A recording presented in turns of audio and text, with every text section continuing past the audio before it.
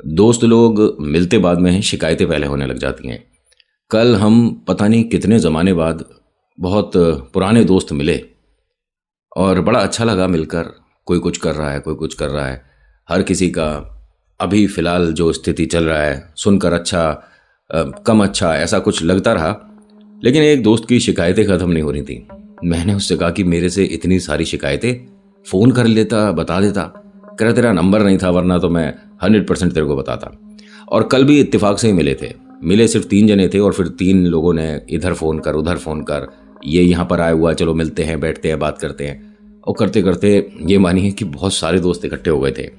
उनमें से एक दोस्त है मेरा, वो शिकायतें क्या करता है कि नितिन, पहली चीज़ तो बधाइयाँ कि हमने तेरे को यूट्यूब पर देखा और काफ़ी जगह वॉइस ओवर्स सुने और पता चला कि तू ऐसा कर रहा है, तो उसके लिए बधाई।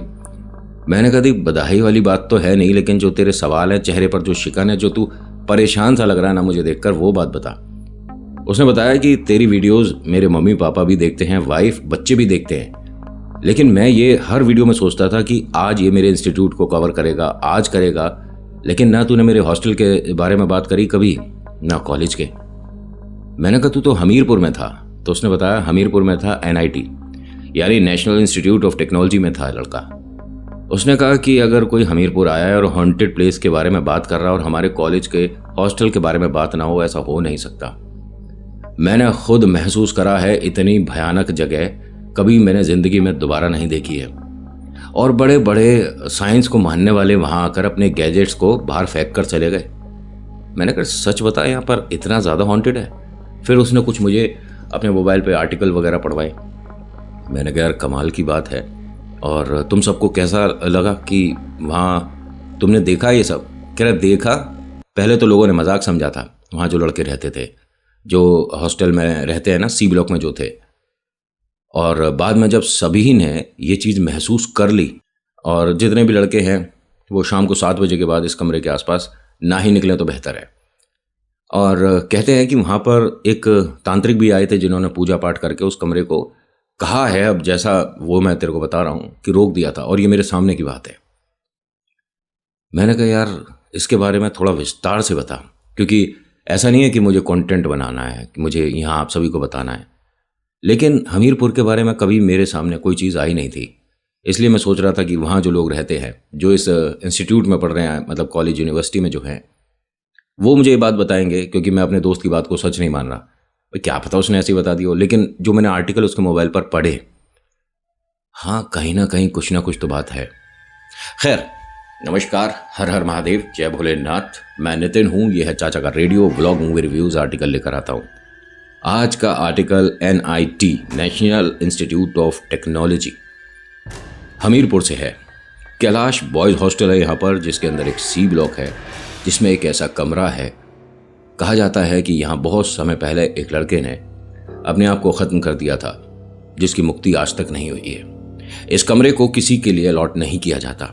कोई भी आता है, पूरे हॉस्टल में कितनी भी जगह हो ना हो, इस कमरे को नहीं खोला जाता। अब तो नहीं खोला जाता, लेकिन जब इन्होंने गलती करी, वार्डन ने इस कमरे को जब खोल दिया बाकी बच्चों के रहने के लिए, और उनके साथ ये घटनाएं होने लगीं, तो पहले एक के साथ, फिर दूसरे के साथ, फिर 50 के साथ, फिर 100 के साथ, और फिर जो आए अनुभव करने के लिए कि क्या ऐसा होता है, हाँ हो रहा था। पहले चेहरे पर ना मुस्कुराहट थी, एक हंसी थी, अरे यार ऐसा कैसे हो सकता है। लेकिन जब वो लड़का दिखने लग गया, तब पता चल गया कि ऐसे कैसे हो सकता है। देखिए, जो मुक्ति नहीं होती है वो 2 प्रकार की आत्मा होती हैं। पहली कि उनकी कोई इच्छा रह गई जिसकी वजह से उनकी मुक्ति नहीं हुई है। दूसरा कि उनका अच्छे से मतलब क्रिया वगैरह नहीं हुई, तेरहवीं वगैरह नहीं हुई, पितृभोज वगैरह नहीं हुआ, तो वो रह गया। इसमें एक और बात जोड़ सकता हूं, तीसरा कारण भी होता है। अगर बाई चांस किसी प्रेत के जाते वक्त की किसी तांत्रिक को खबर हो जाए, तो वो उसे रोक लिया करते हैं, फिर उन्हें धीरे धीरे मजबूत करके अपना दास बना लिया करते हैं। और फिर बहुत से लोग जाते हैं ना कि हमें उससे परेशानी है, उसके लिए कुछ कर दो, तो वो जो पढ़कर भेजते हैं ना, तो साथ में ऐसी आत्मा जाती है। और फिर वो उस घर पर जाकर वो खेल कराती है जिसके बारे में आप जानते ही हैं। तो ये 3 प्रकार से इन आत्माओं को रोका जा सकता है। बहुत समय पहले ना एक लड़के ने यहाँ पर, जैसे मैंने बताया कि अपने आप को ख़त्म कर दिया था। लोगों ने बताई इसके पीछे 3 वजह। पहला कि इससे वाद विवाद हो गया था, किसी का आर्ग्यूमेंट्स वगैरह हो गए थे। दूसरा कि सीनियर्स वो जो इंटरव्यू ये सब उसकी वजह से। तीसरा, नंबर बहुत कम आए थे उम्मीद से, तो आगे भविष्य दिखा नहीं, तो इसने सब ख़त्म कर दिया। देखिए, यहाँ मैं कोई नहीं होता आपको राय देने वाला, लेकिन मेरी वीडियो बच्चे लोग बहुत देखते हो और मेरे से आप छोटे ही हो। अगर आप 21-22 साल के भी हो, 23 साल के भी हो, आप किसी कंपटीशन की तैयारी कर रहे हो, एग्जाम्पल यूपीएससी की तैयारी कर रहे हो, पहले में नहीं आया, दूसरे में नहीं आया, या आप कोई भी अलग एग्ज़ाम वगैरह देने वाले हो, नंबर कम आ गए, उससे क्या होगा? उससे क्या होगा? मतलब जितना आपने चाहा वो नंबर नहीं आया, तो यहाँ सब कुछ खत्म हो गया। चलो, नंबर कम वाली बात तो फिर भी चल जाती है। आप फेल हो गए बाई चांस, मान लेते हैं कि आपने जो एग्ज़ाम दिया उसमें आप फेल हो गए, तो क्या दोबारा ये एग्ज़ाम हो नहीं सकते? वो जो कॉपी है जिस पर आपने पेपर दिया था, वो दुनिया की आखिरी कॉपी थी। जिससे आपने लिखा था वो आखिरी पेन था। अब उसके बाद पेन का निर्माण ही नहीं होगा, कभी लिख नहीं पाओगे, एग्ज़ाम नहीं दे पाओगे। ऐसा है। आपके 100 में से 10 आओ, 100 में से 90 आओ, 100 में से 0 आओ। ठीक है, ध्यान से सुनना। आप अपनी लाइफ के साथ नहीं खेल सकते, क्योंकि ये सिर्फ आपकी लाइफ नहीं है। आपके मम्मा पापा, बहन भाई, दीदी, वाइफ, बच्चे, ये सब लोग आपसे जुड़े हैं। ठीक है, तो ये 2 सेकंड के लिए अपने दिमाग में एक अजीब सी थॉट लाकर सब कुछ ख़त्म कर देना मूर्खता, कायरता और अपने आप पर विश्वास न होने का कारण है। आपसे रिक्वेस्ट है, मैं कोई भी नहीं होता, मैं दोबारा बोल रहा हूँ, कोई नहीं होता, हाथ जोड़ के विनती है मेरी आपसे। बहुत जब ये सुनता हूँ, अभी फ़िलहाल मैंने उड़ीसा में भी एक सुना है, एक बिटिया के नंबर कम आ गए थे जिसके पेपर लीक हुए थे, और ये वाला सेम ऐसा बेंगलोर में भी हुआ है। वो अपार्टमेंट से बिटिया ने, देखिए, ये कुछ सेकंड का आपका डिसीज़न लाइफ लॉन्ग परेशानी का कारण बन जाता है, फैमिली के लिए ख़ास तौर से। आपको अपने ऊपर भरोसा होना चाहिए। रही बात, देखिए, अभी तक मैंने थोड़ा सा सीरियस नोट पे बात करी है, थोड़ा सा इसे लाइट कर देता हूँ, फ़नी कर देता हूँ इसे।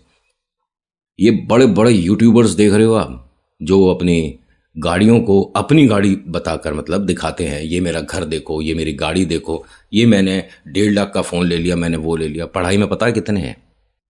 तो मेरी आपसे रिक्वेस्ट है, मैंने आपको सीरियस और फ़नी दोनों वे में बता दिया कि आप अगर एग्ज़ाम में पास नहीं हुए, ऐसा नहीं है कि आगे चांसेस नहीं है, बहुत सारे चांसेस हैं, एग्ज़ाम भी दोबारा दे सकते हो, नहीं तो आप बहुत सारे देख ही रहे हो। वैसे तो मैं सिर्फ कहानी आर्टिकल भी आके सुना सकता, लेकिन ये वाली बात सुनकर ना मन बड़ा भारी हो जाता है कि किसी ने पढ़ाई की वजह से, वाद विवाद की वजह से अपने आप को ख़त्म कर दिया। वो बहुत, मतलब इस सिचुएशन को ना कैसे डील करें नहीं बोल सकते अपन। जिनकी फैमिली पे बीती होगी, ईश्वर उन्हें बहुत सारी हिम्मत दें और ऐसा वो दोबारा कभी ज़िंदगी में ना देखें। खैर, ये हमीरपुर के बारे में बात है। National institute of technology, Kailash boys hostel, C block का एक कमरा, जिसमें बच्चों ने ये बताया जब ये कमरा खोला गया था कि यहाँ कुछ अजीब अजीब घटनाएं होती हैं। आसपास हमें वो लड़का जो कि चला गया यहाँ से, मतलब जो ख़त्म हो गया लड़का, वो दिखता है बैठा हुआ। पहले तो इसे मजाक समझा, डराने का एक तरीका समझा वार्डन ने, लेकिन फिर एक लड़के को जिसको ये कमरा खोल कर दिया था, तो उसने कहा कि हम कमरे में 3 लड़के हैं, तीनों के पास फ़ोन अच्छे थे, स्मार्टफोन थे, ठीक थे। ये इससे पहले भी एक बार सब हो चुका था, रिपीट हुआ, ये दोबारा बंद कर दिया गया था। तांत्रिक आए थे, इसे अच्छे से कह कर की पूजा पाठ हो गई है, अब इसमें कोई प्रॉब्लम नहीं है, बंद कर दिया गया था, लेकिन दोबारा खुला। यहाँ स्मार्टफोन थे, और ये वो वाले स्मार्टफोन नहीं है जो आज फ़िलहाल में है। ये जब मोबाइल स्मार्टफोन जो आए थे ना, तब की बात है।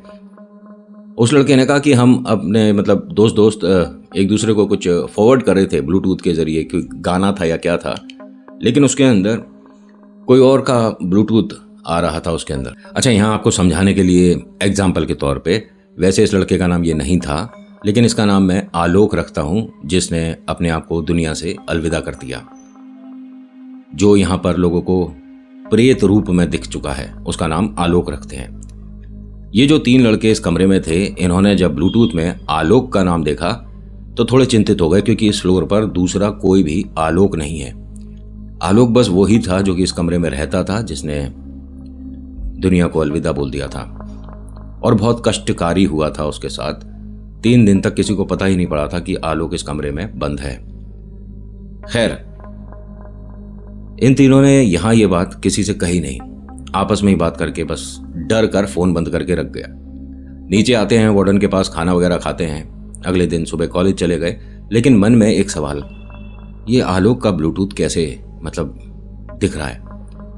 अब कॉलेज से आने के बाद इन्होंने इस पूरे कमरे की अच्छे से साफ सफाई करी कि यहाँ कोई फ़ोन तो ऐसा नहीं है जिसका ब्लूटूथ ऑन है, और उसको आलोक यूज़ करता था तो उसने अपना नाम रखा हुआ उस पर। तीनों ने तमाम कोशिशें कर ली, बहुत ढूंढ लिया, लेकिन ऐसा कुछ भी नहीं मिला। इन्होंने दोबारा से ये काम करा, ब्लूटूथ जैसे ही ऑन करा तो इसमें आलोक नाम का दोबारा से आ रहा है। कमरे से बाहर जाते हैं तो वो गायब हो जाता है, वो कनेक्शन हट जाता है। 2 दोस्तों ने एक लड़के से कहा कि इस पर कोई फाइल भेज कर देख, क्या कोई मैसेज आता है। जब उस पर फाइल भेजी गई तो इन्हें किसी के रोने की हल्की हल्की सी आवाज आने लगी।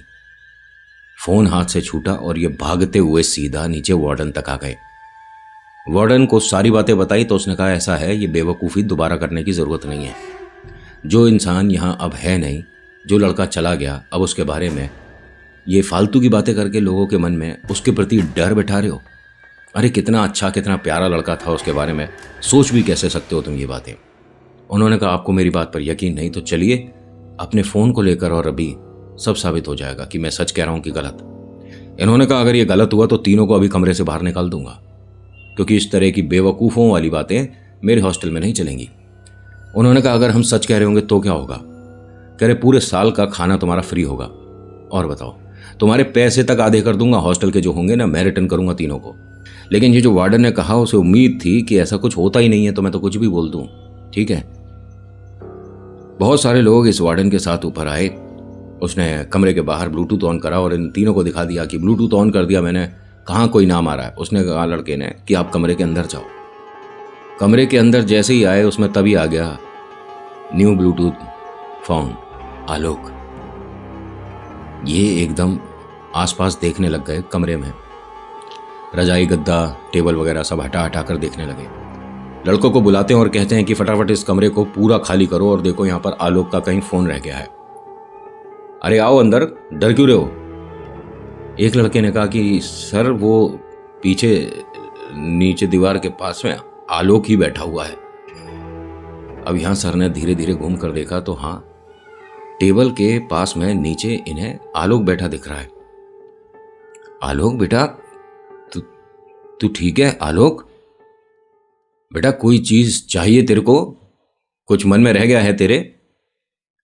तू ठीक है आलोक? आलोक इनके पास एकदम से जैसे ही आया और ये कमरे से बाहर, इन सब की हालत खराब हो गई।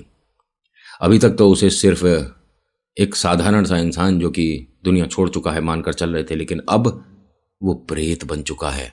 यहाँ से वार्डन ने इन लड़कों से कहा कि फटाफट से अपना कमरा बंद कर दो और नीचे कॉन्फ्रेंस जो हॉल है जिसमें ये लोग खाना भी खाते हैं, मतलब वेटिंग एरिया कह दो, वहाँ पर आ जाओ सब लोग। अब ये कैलाश बॉयज़ हॉस्टल में हर कमरे में बात पहुँच गई कि उस कमरे में जिसमें आलोक रहा करता था ऐसी ऐसी समस्या देखी गई है और बहुत से लोगों ने आलोक को बैठे हुए देखा है। कुछ लोग इसे अरे मजाक कर रहा है क्या मानकर चल रहे थे, और कुछ लोग इसे इंटरेस्टिंग, और कुछ लोग इसे डरावनी बात। जो डरावनी बात मान रहे थे उन्होंने तो सर से बोल दिया कि हम उस कमरे के बाहर से भी नहीं निकलना चाहते, हमारा कमरा बदलिए, हमें ग्राउंड फ्लोर पर कमरा दीजिए। अब ग्राउंड फ्लोर पर सभी लड़के तो नहीं आ सकते। यहाँ इस हॉस्टल में रहने वाले हर लड़के ने एक बार अपना ब्लूटूथ ऑन करके दरवाजे के पास खड़े होकर देखा। कुछ लोगों का कनेक्ट होता था, कुछ का नहीं। कमरे में अंदर आना ही पड़ेगा अगर आपको वो कनेक्शन स्ट्रॉन्ग चाहिए।